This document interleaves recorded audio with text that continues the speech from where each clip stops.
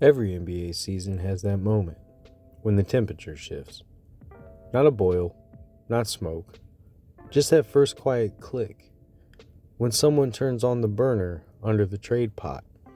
And this weekend, you could hear 4 or 5 of those clicks around the league. LaMelo Ball, playing like a franchise star stuck in a franchise losing its grip.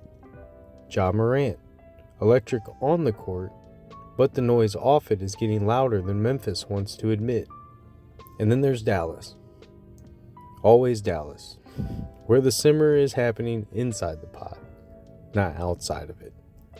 Kyrie Irving and Anthony Davis, 2 superstars sharing the same uniform, the same expectations, and the same pressure cooker. Moments of brilliance, flashes of dominance, but the rhythm's off. The chemistry's fragile. And you can feel the Mavericks front office doing the math in real time. Is this the duo? Is this the timeline? Is this the experiment worth riding into April? None of this is boiling yet. Not even close. But the stove is definitely on. A star setting longer than expected is a precautionary tale. A coach speaking in diplomatic fog, or a front office exec pacing a hallway a little too long after a loss. Tiny signs. Little bubbles forming at the bottom of the pot. That's why today, we're staring straight at the stove. Because the trades that reshape a season don't start with the Woj bombs or the Shams missiles. They don't start with the alerts that shake the league. They start with weekends like this. Uneasy, unsettled, full of names no one wants to say out loud yet. The burners are on. The water's warming. And if this weekend was the simmer, December might just be the boil. And speaking of simmering, let me shout out the one thing that actually kept me from boiling over this weekend. Dubby. Look, watching games across 72 hours, trying to track LaMelo's frustration, Ja's return, Dallas's body language, and every trade whisper in between, your boy needs a boost. And Dubby, the official sponsor of Round Ball Rants, got me through it. Clean energy, no crash, no jitters, just focus. So before we dive into the weekend rundown, big thank you to Dubby for keeping me locked in while the league tried to melt down. Alright, Friday, Saturday, Sunday, let's talk about this whole weekend really kicked off. Cavs 120, Pacers 109. Garland walks back in like he never left. Let's start in Cleveland because Friday night felt like a we're whole again moment for the Cavs. Donovan Mitchell gives you the headline, 32 points, 14 in the third, but the real story is Darius Garland, walking back in after 5 games out and looking like he missed 0 time. 20 points, 7 assists, complete control. Evan Mobley quietly dominates again with 22 points, 12 boards, and 4 blocks. Cleveland finishes with 4 players over 20. The balance they've been starving for. Indiana wasn't empty either. Andrew Nebbard drops a career-high 32, Siakam adds 26, and Mathurin gives 21, but the moments that mattered, they couldn't get stops. The Cavs moved to 11-6 and look closer than they've been all year to the blueprint that they believe in. Nets 113, Celtics 105. Claxton's Yes I Can pass, masterpiece. Brooklyn walks into Boston at 2-12. And Nick Claxton hands them a masterpiece. First career triple-double. 18 points, 11 rebounds, 12 assists. Orchestrating the offense like a short roll surgeon. The game flips when Jaylen Brown picks up his 5th foul. Boston challenges, loses, and the Nets hit a 17-4 run in the Celtics never mentally recover from. Boston's late push, Claxton snuffs every window. Brooklyn gets its first NBA Cup win. Boston gets a reminder that when the whistle quiets and the math isn't in their favor, the offense still jams up. Suns 114, Timberwolves 113. Ant drops 41, then misses the season's loudest free throws. Pure chaos in Phoenix. Minnesota is up 113-105 with just over a minute left. Anthony Edwards is at 41 points and looks unstoppable.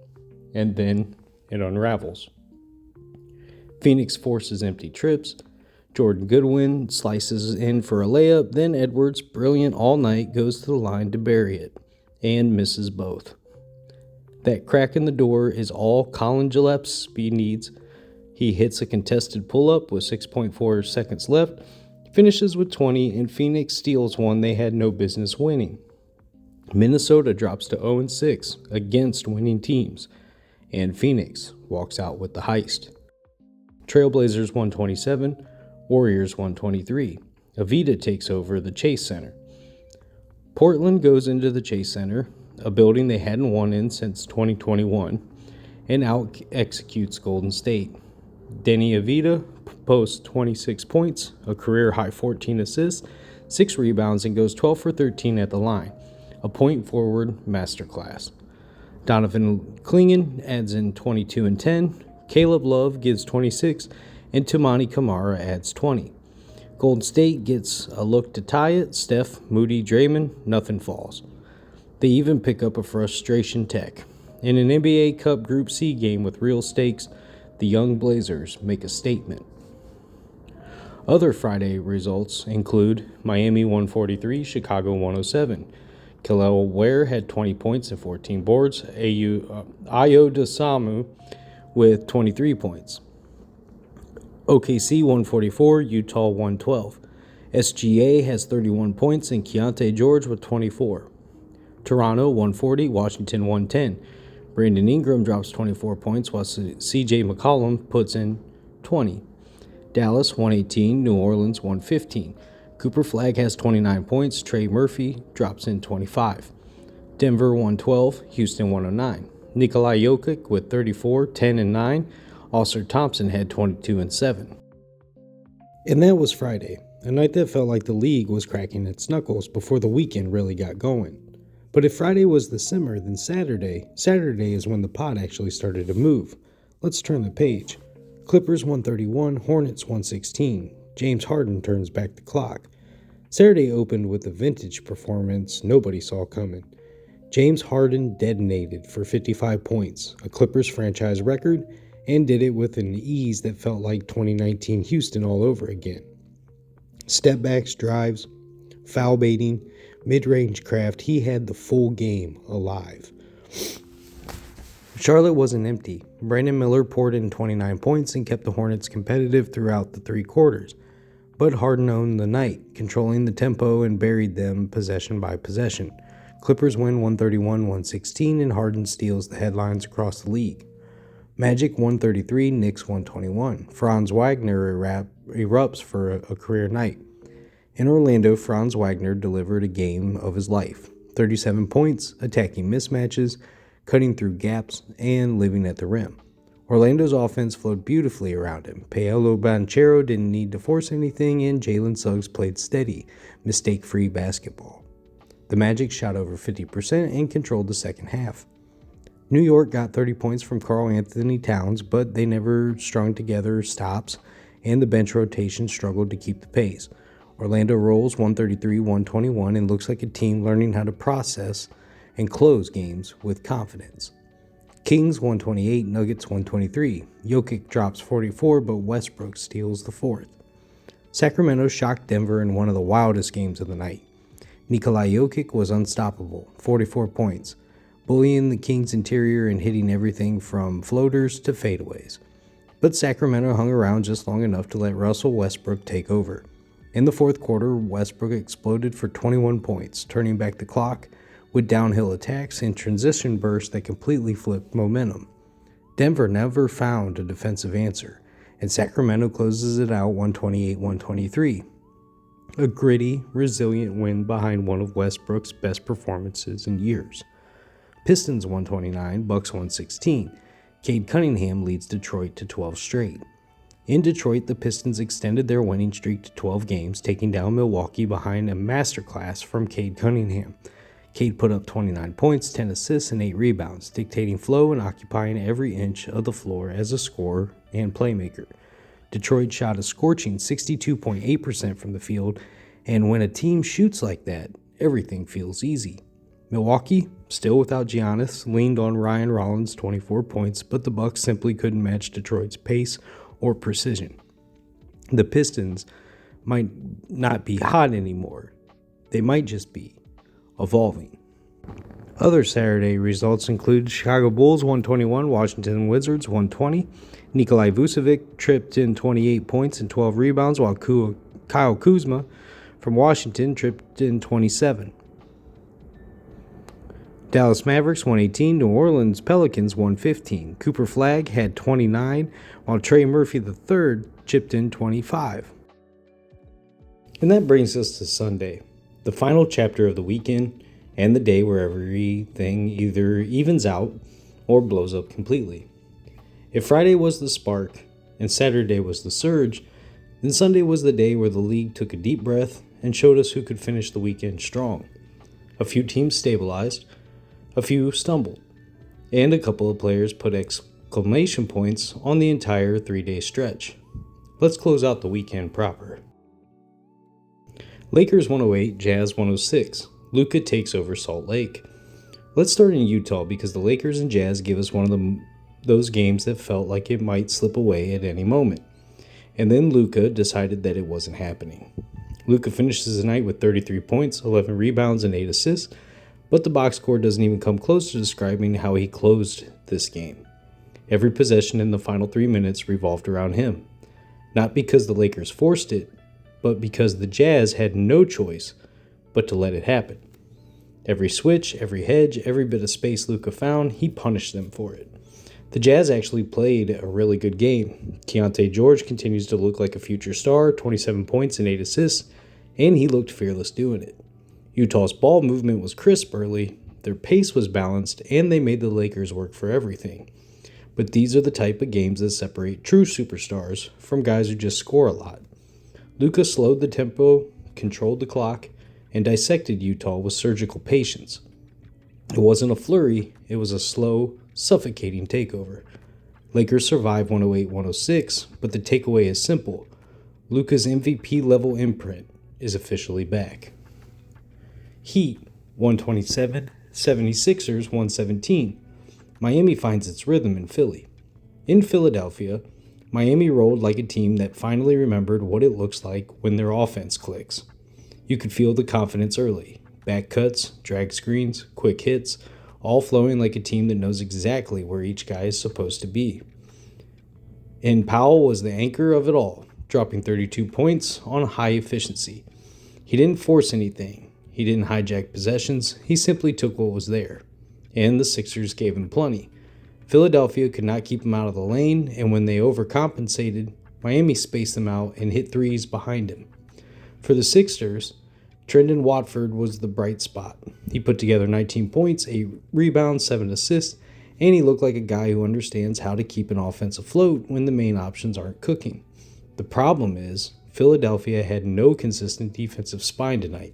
Too many blow-bys, too many late rotations, too many possessions where Miami got whatever shot they wanted. Miami wasn't perfect, but they were connected. And when they play connected, you see what they're capable of. Heat take it 127-117 behind one of their cleanest offensive games of the season. Hawks 113, Hornets 110. Jalen Johnson's arrival game.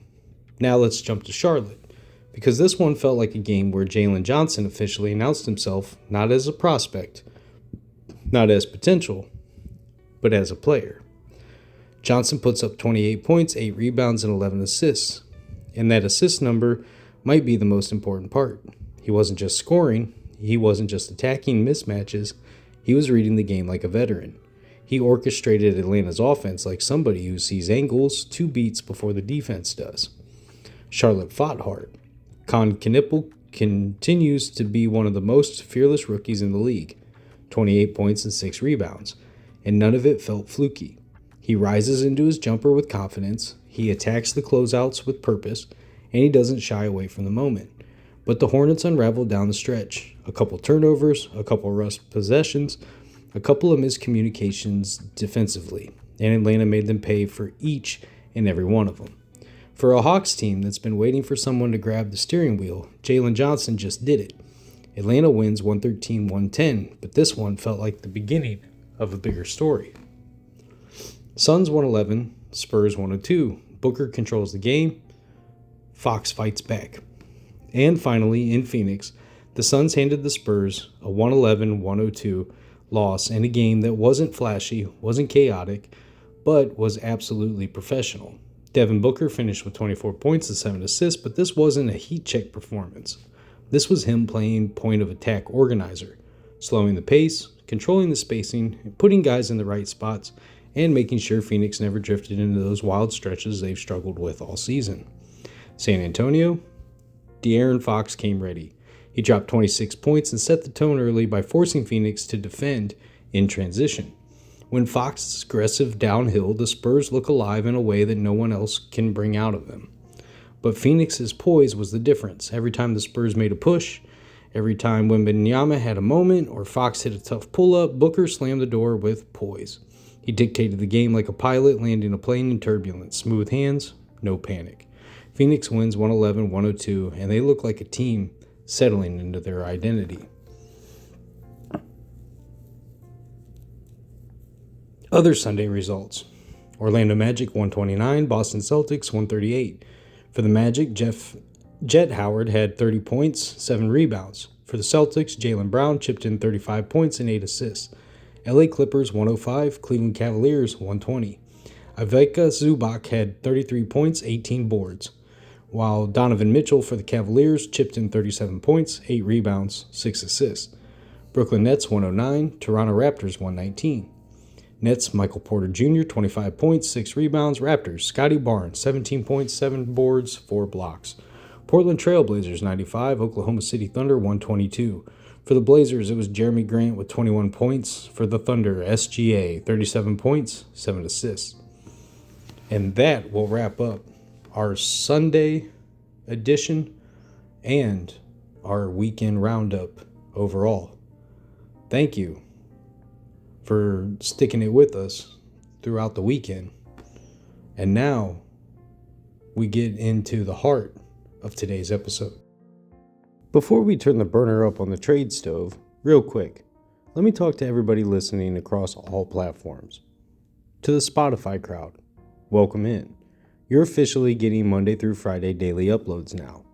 And if those first few weeks felt a little scattered or a little unpredictable, trust me, it was by design. Spotify gives new shows a 30-day runway, and during that window, the algorithm cares more about activity than strict scheduling. So those early drops, that was us making sure Spotify knew Roundball Rants existed. And judging by this launch, y'all showed up, and I'm very appreciative of that. Now the runway is built, the feed is healthy, and starting this week, you're getting fresh episodes every weekday at 6 a.m. Eastern. And for my YouTube family, hit that like button, subscribe, turn the bell on. You know the drill. But also stick with me because we're in the early stages of building the official Roundball Rant studio. New visuals, new layout, cleaner sound. It's coming together piece by piece, and you're watching the evolution happen in real time. All right, if the weekend set the table, let's turn the heat up. All right, now that we've walked through the weekend, let's turn up the heat. Because the NBA doesn't wait for January to start cooking. It starts right now. When teams that hit that moment where they know exactly what they are and what they're not. And this week felt like the first real spark across the league. Let's start with LaMelo Ball. Charlotte is in limbo. Not bad enough to bottom out, but not good enough to climb. And with Brandon Miller emerging as the real franchise fulcrum, the league is quietly asking the question nobody would have dared ask a year ago. Is LaMelo actually available? Or at least available adjacent? Now let's be clear. No one credible has reported Charlotte shopping him. No Woj, no Shams. But league personnel, actual front office people, are asking. And that's how these things start. Not with a headline, but with a whisper. And you can see the tension in LaMelo's game lately. He's pressing, forcing, trying to remind people that he's the guy. That's where the trade conversations usually begin, not in the front office, but on the court. Then there's Ja Morant. Memphis is in a weird in-between space. Not rebuilding, but not fully competitive, just stuck. And Ja, brilliant, explosive, must-watch, brings a gravity that's both electrifying and complicated. Again, nobody credible is saying that Memphis is moving Ja, But what people are saying is more interesting. Memphis is listening in a way they weren't before. Teams are probing, calling, asking questions that would have been laughed off 2 years ago. And the Grizzlies aren't hanging up as fast as they used to. That's how early smoke looks. Not a fire, but a shift. But let's get into the center of all this, the Dallas Mavericks. This is the pot everybody is staring at. Anthony Davis, Kyrie Irving, Jason Kidd still coaching, and a front office trying to force fit two superstars into a rhythm that hasn't quite materialized. The league feels the tension. Executives smell the uncertainty. And people are already asking, how patient is Dallas really going to be? And here's the truth. You don't need a Woj bomb to know that something's off. You can see it in the spacing, the tempo, the way possessions are in the corners. You can see it in the sideline shots of Kidd biting his tongue. You can see it in Mark Cuban being a little more visible than usual. Nobody is saying that something is inevitable, but everybody is quietly watching for the first hairline fracture. Because when a superstar pairing this big doesn't click immediately, the league starts sharpening its knives. And Trae Young is another name that's coming up early. Atlanta feels like the most exhausted franchise in the league. The Trae-Dahane pairing hasn't fully worked. The rotations never made sense, the defense hasn't improved, and the biggest whisper around the league is, what would it take to get Trae? That question didn't exist a year ago. It exists now. And what about Jonathan Kuminga? Golden State is in an identity freefall. Steph is aging gracefully, Draymond is still volatile, and the Warriors are clinging to two timelines that no longer complement each other. Kuminga is their best young asset, which ironically makes him the most likely to move if Golden State finally makes a choice. Teams are circling. Teams believe he's gettable. Teams believe Golden State is closer to choosing the Steph timeline than the developmental time one.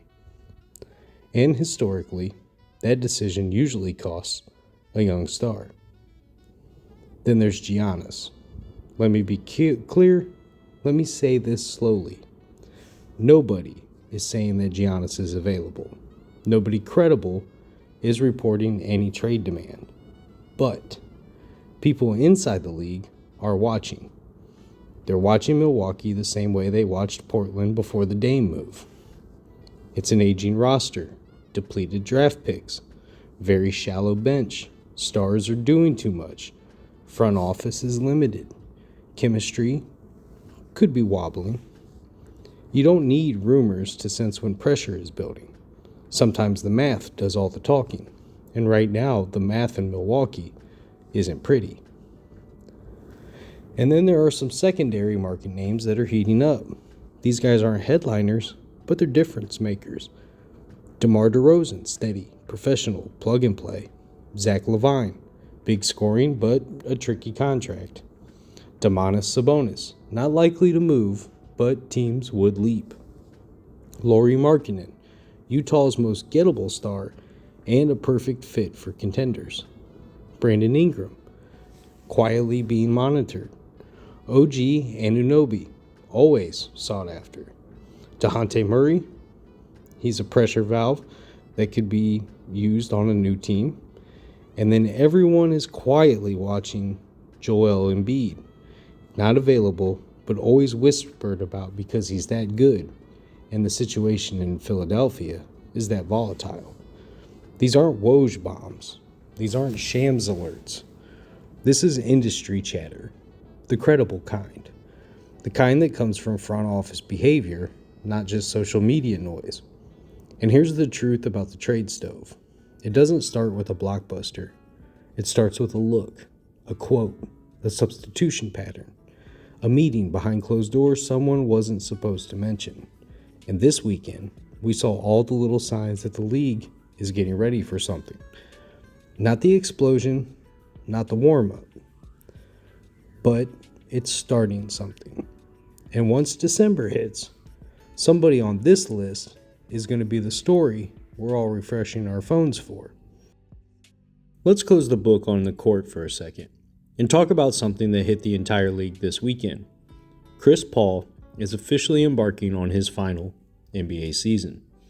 Not rumored, not hinted at, not speculated, confirmed.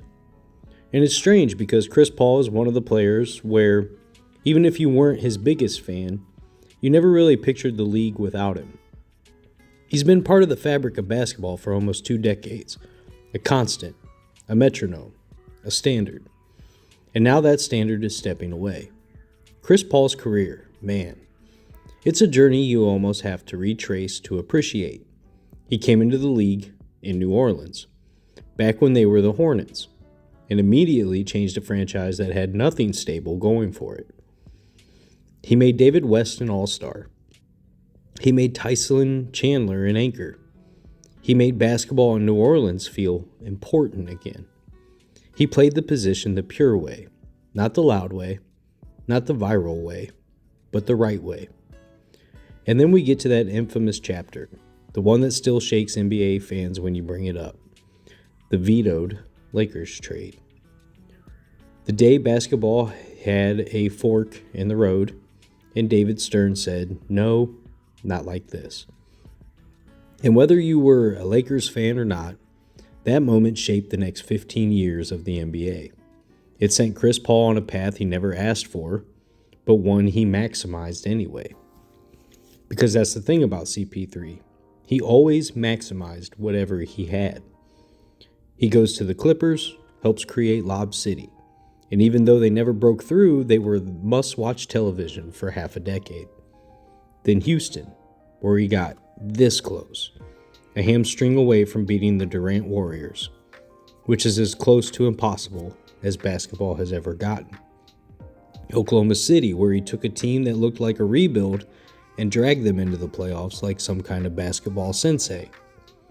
Then in Phoenix, where he took a young, undisciplined roster and led them to the NBA Finals, giving Devin Booker and DeAndre Ayton their foundation.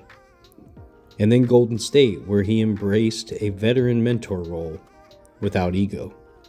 And this year, his final lap is about closure, not chasing, not clout, not ring or bust, just respect. The point god. And I know some people hesitate with that nickname. But the truth is, it was never blasphemous. It was never meant to elevate him above something spiritual. It was meant to honor the way he ran the position.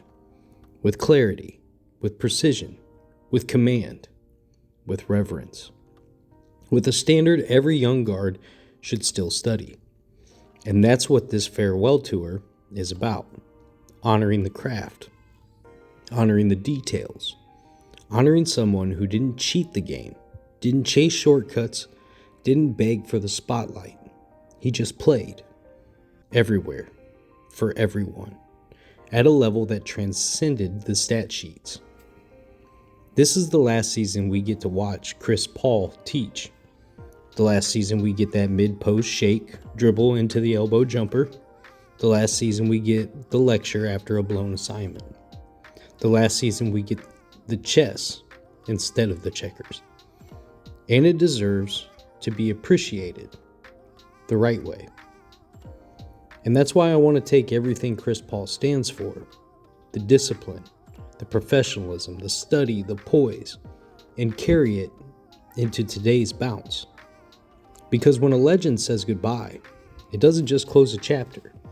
It reminds the rest of us of how important it is to live ours with intention. The bounce today isn't about endings. It's about honoring what came before, so you can step into what comes next.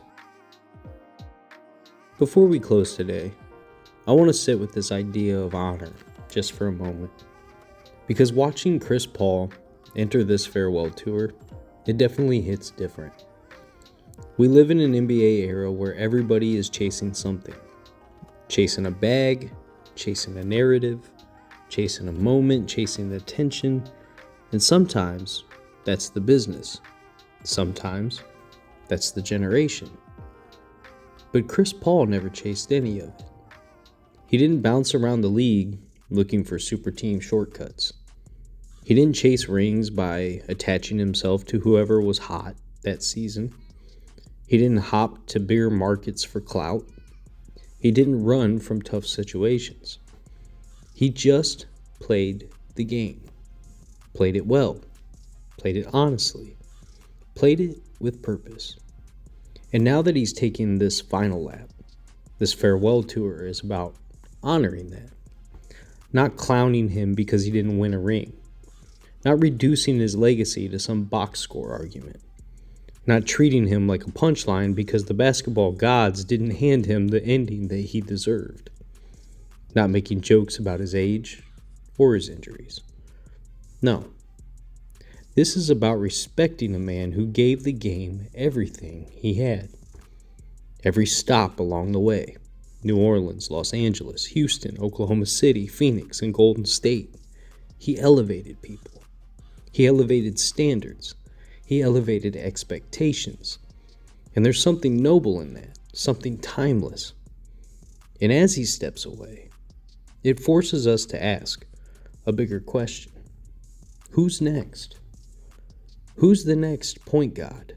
Not the nickname, but in spirit.